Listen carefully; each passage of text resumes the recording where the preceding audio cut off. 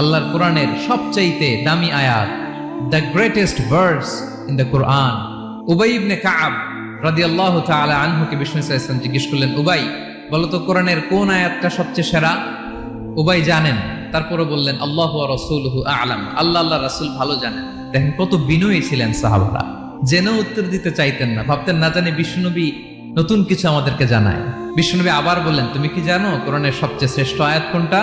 এবার উবাই ভাবলেন এবার আমি উত্তরটা দিয়েই দেই। তিনি বললেন আয়াতুল কুরসি, আল্লাহু লা ইলাহা ইল্লা হুয়াল হাইয়ুল কাইয়ুম, এটা শ্রেষ্ঠ আয়াত। বিষ্ণুনবী খুশি হয়ে উবাই ইবনে কাবের বুকে একটা চাপড় মারলেন, এরকম আদরের চাপড় দিয়ে বললেন, লিয়াহনিকাল ইলমু ইয়া আবুল মুনজির, হে আবুল মুনজির, জ্ঞান এবং প্রজ্ঞা তোমার জন্য মোবারক হোক, তুমি ঠিক বলেছো। সুবহানাল্লাহ পড়ে। তাহলে এই প্রথম ইনফরমেশনটা আজকে জানলাম, কোরআনের সর্বশ্রেষ্ঠ আয়াতের নাম ৬,২৩৬টা আয়াতের মধ্যে থেকে সবচাইতে দামি আয়াত এটা।